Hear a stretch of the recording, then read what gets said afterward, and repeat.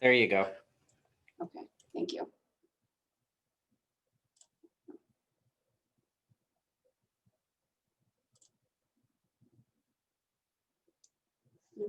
Maybe. Sorry, I'm not very good at this stuff. So, okay, can everybody see it okay? Hopefully, all right. So, as Alex kind of said, my name is Andrea Noll, and I'm currently a patrol officer with the Fargo Police Department. So I have been with the department for almost 5 years. It'll be 5 years this coming up February. And during those 5 years, I have taken on several different roles within the department. One being a PTO. So I help, I train other recruits that come into the department and, train them how to be a patrol officer. I'm also a CSI. So I, go to crime scenes, take photographs, touch DNA, things like that. I'm also CIT certified, which is our crisis intervention team, where we learn extra skills and how to talk to people that are going through crisis situations in our day-to-day duties. I'm also part of our department's PAC team, which is a peer support team for our officers. So those officers that maybe go to a traumatic call, I help them work through that. And I recently took on the position, the secondary role as the LGBTQ liaison for the department. So that's just a little bit about me. A little bit more. So I'm also part of the community. I identify as a lesbian. So I don't know if many of you know, but last year around this time, I was very busy planning for my wedding. I got married in December of last year. So coming up on my 1 year, and I got married to my wife, Allison, and we have a 5-year-old daughter, Hayden. So my life has been very hectic. There's 3 women in our house, and even our 2 dogs are girls. So a lot going on there. So for the past 4 years, my primary role, I've been an evening shift officer with the department. And this past year, I actually switched over to the day shift. My hopes in, being able to spend a little bit more time with my family, and also in the hope of designating more time to the LGBTQ liaison position.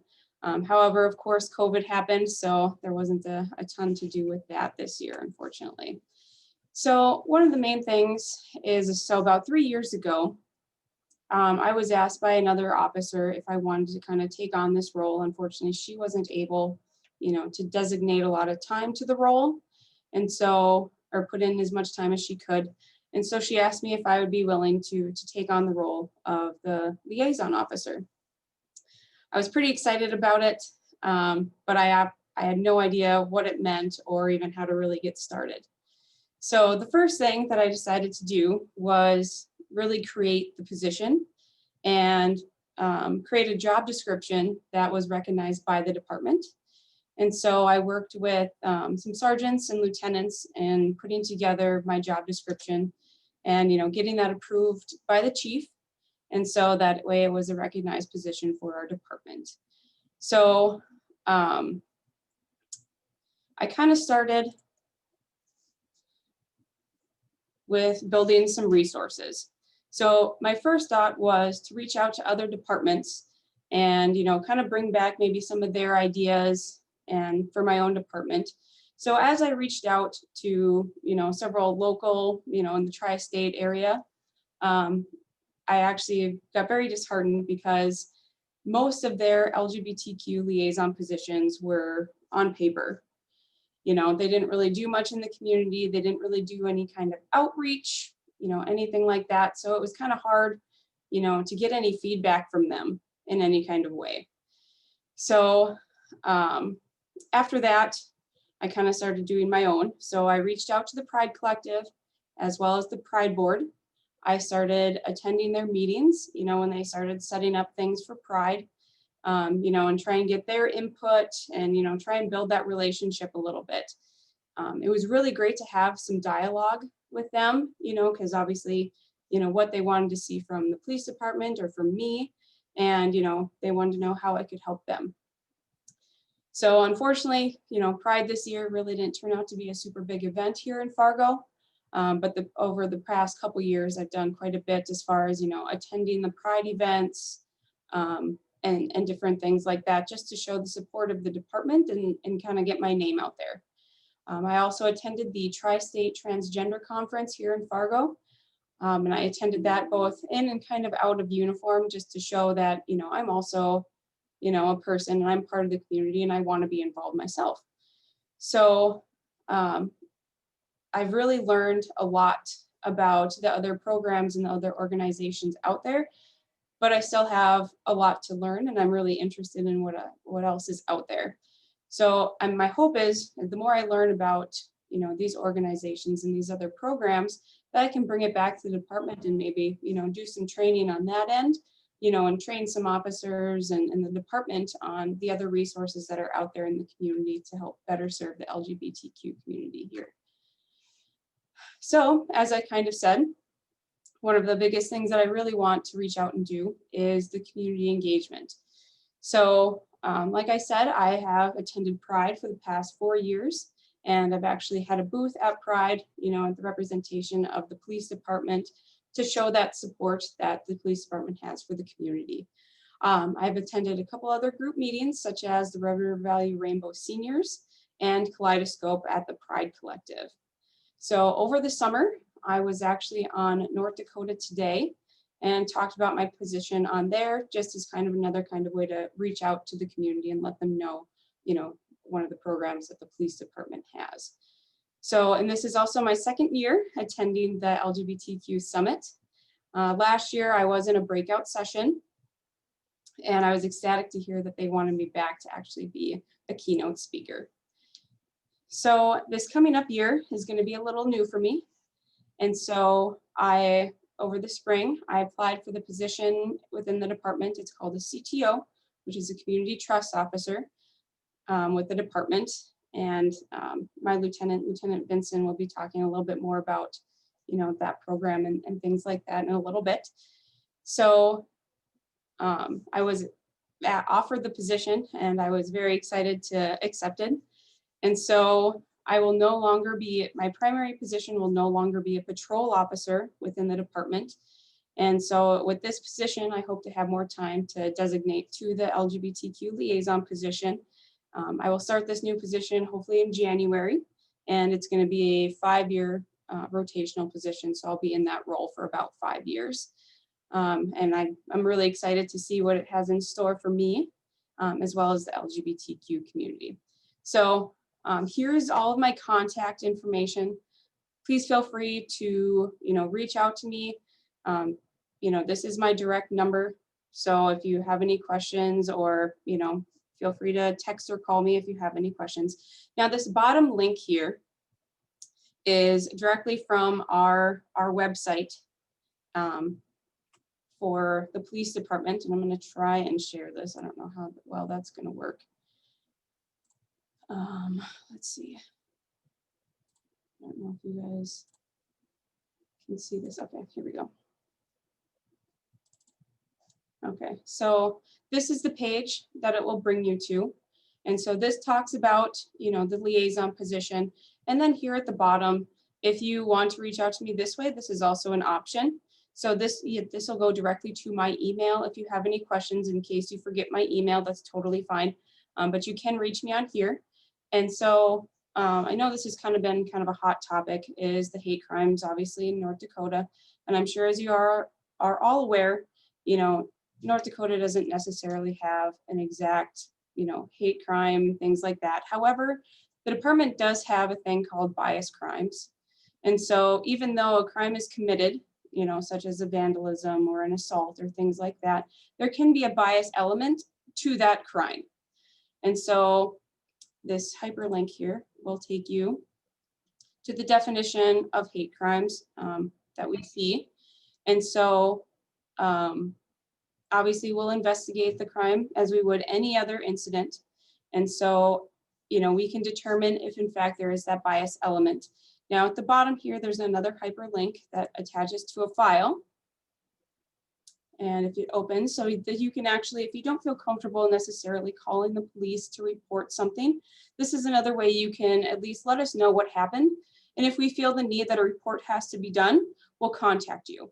Now, this is going to come directly to me, and I will review these. And so you just basically fill this out as you would a report, and get as much description as you can, and let me know what happened, so that way I can better review it and see if there is a bias element attached to this crime. So that's pretty much me, and obviously there's a lot more information on our website about this stuff, so feel free to kind of dig around on there. If you have any questions, feel free to reach out to me. But with that, I think I'm going to turn it over to Lieutenant George Vinson. All right, good morning, everybody. My name is George Vinson. Can everybody hear me? Excellent. Okay, thanks. First of all, I want to say thank you for allowing me the opportunity to be with you guys this morning and kind of give you an update or overview of our community engagement team that Andrea kind of spoke about very briefly. I've been with the Fargo Police Department since 2004, so just about 17 years. I've been with Fargo PD, and I've had the opportunity to serve in a variety of different roles, including beat officer. I was a canine handler for just over a decade, a patrol sergeant, a narcotics detective, the sergeant for our school resource officers. I was promoted to my current role as lieutenant in 2017, I believe it was, and served as a district commander for 4 years. And in January, we created what's currently called our community engagement team. And so a little bit of history on what that is. So Andrea mentioned we have community trust officers, and that is a program that we started 5 years ago, where we took police officers out of beats or a patrol spot and put them in a community trust officer role. And that really started as part of some federal grant money that we secured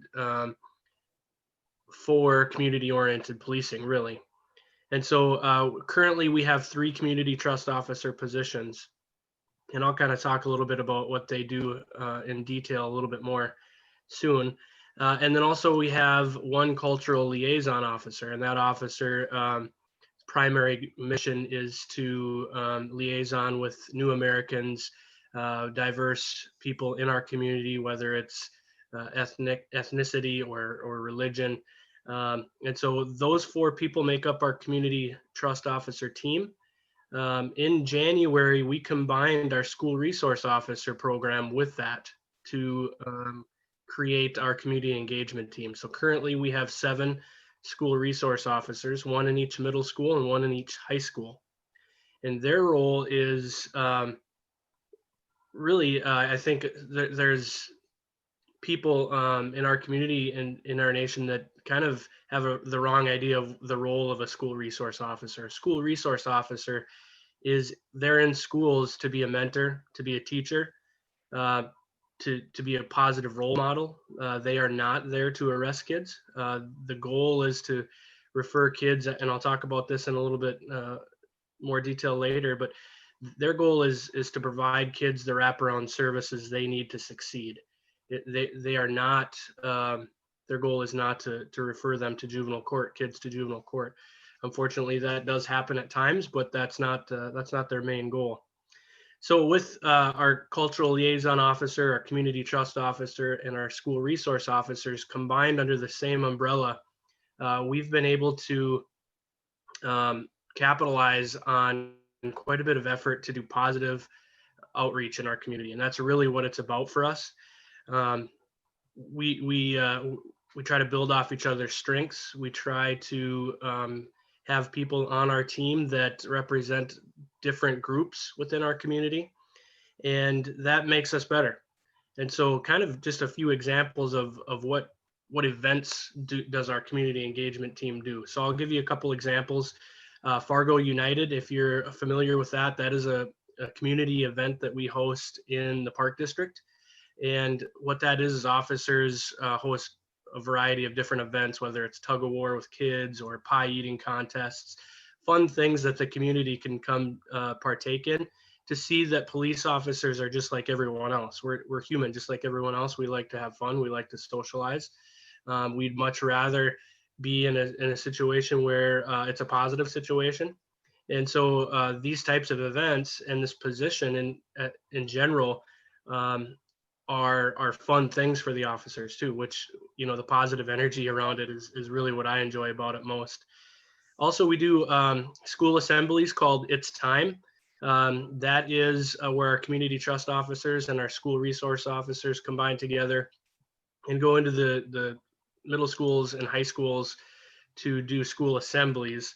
Unfortunately, we haven't been able to do that with COVID, but last year we had the opportunity to do this. And really what we're focusing on there is just encouraging kids to be comfortable in who they are. We teach them about mental health awareness, bullying, those different types of things that, you know, kids can get caught up in sometimes, and just trying to empower them to see the path to success for them. And so it's a fun event where, you know, we bring in performers from outside our community to sing, to dance, to have a good time with the kids. That's something that we do annually. Also, annually, we do our Fargo Police Picnic, and that is just basically different, vendors or events or information booths in a park where the officers are out engaging the community that come in. And so that's something that we enjoy doing. And also, we participate in other community events to show support and make sure people stay safe. And so we'll get invited to some of those events. They include just various parades, community assemblies. Of course, the Pride Parade is something that we are happy to participate in, and something that's very important to us. Also, another example, we recently participated in a soccer tournament for ULAND. ULAND stands for the United Liberian Association of North Dakota. On their Independence Day, July 25th, they have a soccer tournament that we've participated in for many years. And that's just an event that they have that we're grateful to be a part of and can participate in. And so there's a wide variety of those types of events that we try to participate in to positively engage our community, to show them, hey, we're people just like you are, and just build trust and relationships. That's really the main goal of participating in a lot of those events. The other main thing that we do as part of our community engagement team is programming. And so we offer a wide variety of programming in our community, most of which is geared towards youth, although we do have some for adults. The biggest one that comes to mind is our summer camp. That is a partnership that we have with the public school, Fargo Public Schools, where we identify some high need kids that don't have anything going on during the summer. And what we do is we offer different things throughout their day. It's a camp, so whether it's athletics or if it's art or if it's just wraparound services for the kids and the family as a whole, our summer camp is something that we've seen great benefit from, just in building the relationships with those kids. We have what's called Camp Confidence. It's another program that we offer. That is a smaller group setting where we talk to kids about how to respond to bullying, how to get out of those situations safely. Just teaching kids that, hey, be comfortable who you are, have confidence in who you are, value yourself, type classes, which is new this year, and we're seeing good success with. We have outdoors programs, whether it's camping or hiking or fishing, just teaching the kids a skill. But really, in addition to teaching that skill, we're also attending to their social emotional wellness and building relationships with the kids at the same time. And so it's something that we find a lot of value in. We also have grant programs for reducing racial and ethnic disparity. That is a statistic tracked by the federal government and also our state government at disparate treatment at various levels of the criminal justice system. So whether that's at arrest or at adjudication in court or at placement when it comes to detention or long-term housing type situations, those situations are tracked for disparity. And so what we've done a couple years ago, we created our Fargo Police Diversion Program, and that is small or minor level offenses that are committed. Instead of being referred to juvenile court, they're diverted to appropriate programming, which evidence-based research shows that it's more effective and gets the kids on the right path towards a positive outcome, rather than having them sit in detention or putting them on probation, which statistics show is not effective in most cases. In fact, in some cases, it shows that kids will, if they get into the criminal justice system early and or often, the statistics show that they're more likely to stay in that criminal justice system. And so we're making some changes there. We have seen some success. There's still a lot of work to do. We've seen a 2% decrease in the disparate treatment, but it should be 1 for 1, and it's not yet. And so we have some work to do there yet. We also do, I mentioned our cultural liaison officer. He does a lot of outreach to our new American communities. A lot of them don't speak English, and so getting them out of the house, just whether it's an art project or just a community meeting where they can interact with each other. Orientation classes, just kind of talking about what law is like in the United States versus, where they may have come from. Making sure they're educated is something that our cultural liaison officer does as well. And so really, I guess before I wrap it up here and open up for question, it's kind of a new focus for law enforcement, the positive outreach that we're trying to do. We aren't our grandfather's police department anymore, is kind of what I tell a lot of people. And it's progressively leading and serving the community that we are a part of, and trying to meet people where they are in life, not where other people think that they should be. And just trying to build relationships and enhance public trust for their police department.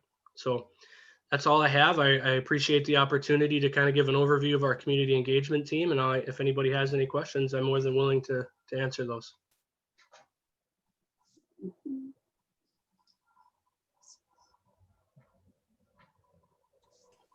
There are a couple questions in the chat. Richard asked, Fargo local ordinance code identifies hate crime in bringing charges and sentencing. Yeah, I can try to maybe take a crack at that one. So Andrea mentioned a little while ago, unfortunately, we don't have technically hate crimes in the state of North Dakota, and that needs to change, frankly, just my personal opinion. But unfortunately, we do have people in the Fargo community and probably statewide that will victimize people because of what they look like or the beliefs they have, and that's not right. And we have to do a better job, I think, within the justice system of identifying those types of bias crimes, those hate crimes. I do suspect that I know that there's some legislation that's being attempted at the state level for the next biennium. Hopefully something good comes of that. And so we're a little behind the times, I think, just again, my opinion. And I think going forward, I'm hoping that we can advocate for those hate crimes to be codified within the Century Code in our state. And I think the biggest thing actually comes down to, yes, they're going to probably be charged with a crime, but that bias element is almost like a statistic in a sense. So it's, brought forward, to the state and the federal level to show that there is that bias element. And hopefully, that turns around and helps us make our legislatures see that, oh my gosh, there is this bias element. Maybe we need to do something as far as we need to create these hate crime laws in North Dakota and statewide. So, yeah. Awesome. And then do you know if any ND city is considering an LGBTQ liaison? I know, or maybe how they can request one or? Yeah, so I know Sarah had mentioned that Grand Forks does have one. I have not reached out, as far as statewide. I'm not even sure if Bismarck has one or anything like that. But I do need to do more outreach, especially to these, closer communities such as Grand Forks and Bismarck and those bigger communities. Okay. And then what kind of training are you doing with Fargo PD to be more aware of gender identity and working with families of our LGBTQ plus community when it comes to helping them feel safe when they are targeted in their homes? So we do a little bit of training, diversity type training, implicit bias type training. But for me, it's an area of improvement for us. I don't know that we're doing as much as we could be or should be doing. One of the big reasons that we have our community engagement team is to try to understand and see diverse perspectives in our community. And the next step of after listening to understand is to implement something to make the situation better. And we have work to do there. To be honest, I think some of that training needs to be a little bit more than just a cursory awareness type training. I think we need to be more intentional about it. So I'm looking forward to seeing what we can do in the next year here. Andrea's experience, her perspective is very valued in our department. I value it greatly, which one of the reasons why she's now going to be a community trust officer. And so we have work to do, and we're gonna work on that for sure. Yep, and I've attended some trainings, as far as that. I've gone to a few different workshops that Fargo has put on. And my hope is, once I get into this position, obviously I need to do some training for the department in order to, train the department, so to speak. And so my hope is, hopefully within the next year or two, I'll be able to take that training so that I'll be able to put on one of these trainings for the department to, make them a little bit more aware as far as like gender identity and being able to, know some terms and just like basic things like that. And I think that goes a long way. Okay, awesome. And is the Fargo Police Department considering hiring behavioral health experts to assist in meeting community needs? We aren't, but we do partner quite a bit with Southeast Human Services for their mobile crisis unit. If someone in the community is having a mental health crisis, obviously a police officer is trained in those situations, but they're not medical professionals. And so our mobile crisis unit through Southeast Human Services gets called upon frequently for those types of situations to come partner with us. We make sure the scene is safe for them. They do the behavioral health work that needs to be done. And also we partner with Fargo Public Schools. They have counselors and social workers within their organization that can help us better serve youth in our community and families. They also do outreach to families. So while we're not looking at hiring people specifically for our organization, we do value the partnerships that we currently do have and use them frequently. Okay. And then what is the best way to reach out to our local law enforcement to build a relationship? Dakota Outright has invited our local police department to attend Pride events, but the response is essentially, if you want LEOs at Pride, you'll have to pay for it. Well, I'm not sure what community we're talking about there, and I don't want to speak for other law enforcement officers across the state. I can only speak for Fargo PD. Yeah, it's for Bismarck. It's for Bismarck. Okay. If you'd like, I have contacts in Bismarck. I could try to reach out to, but I can't really speak for why they would come or not come.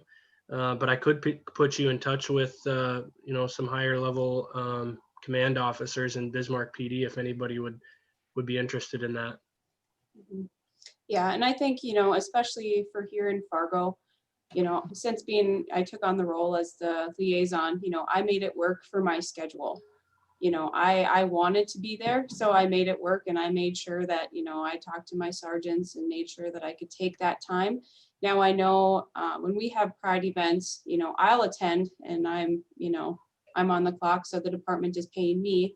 But if they want any of that extra, security or things at, the parade or extra security at Pride in the Park, I do believe that the department does look at, some form of payment for that, to have those extra officers. But I feel like if they're in that role, that should be a part of their duties for that. And I think to kind of piggyback on that, in the past, it's, I made the mention earlier that we're not our grandfather's police department anymore.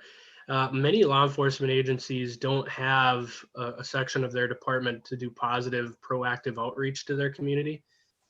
In Fargo here, we're fortunate enough that we do have, almost 15 people that's their job. And so, for events like the Pride Parade, those are on our calendar all year, that we expect our officers, our community engagement team, to be present at those events because they're important to the community, not because we're getting paid to do it, but because they're important to the community and they're important to us.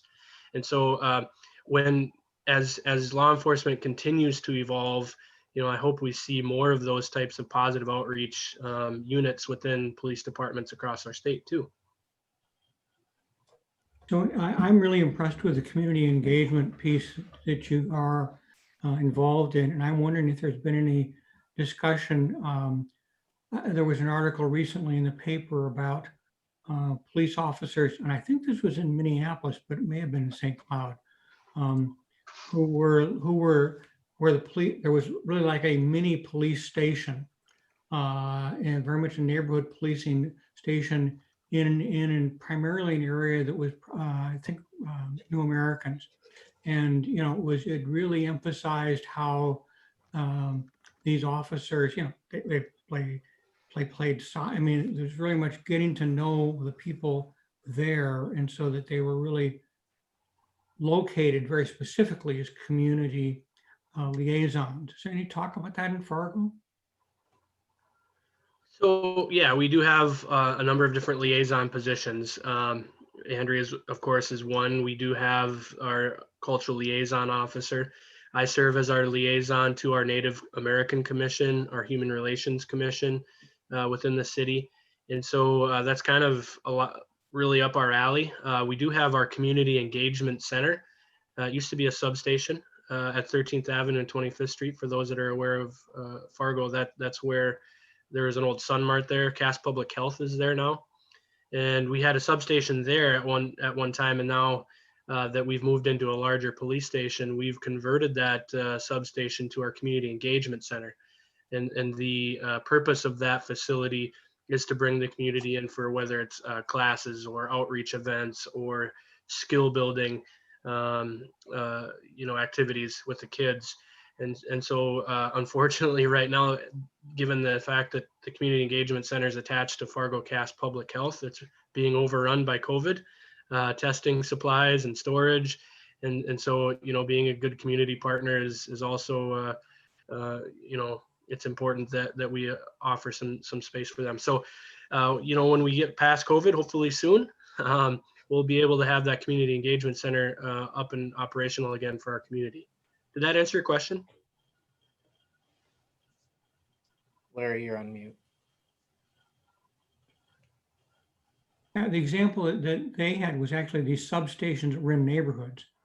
So actually, where people were living, so that they were interacting with kids on the playgrounds and things like that. And it was focusing on distinct populations where they felt like this was going to be really beneficial.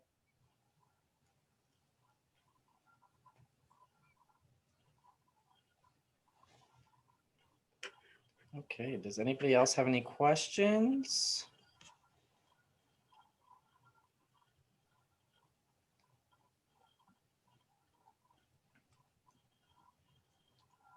Okay, well, I'd like to thank you, and thank you for not being your grandfather's police department and growing and, changing and adapting and becoming more involved with the community and just and protecting people. So I just want to thank you both, Officer Noll and Lieutenant Vinson. Thank you so much for all that you do. Thanks for having me. Thank you. Yes, thank you.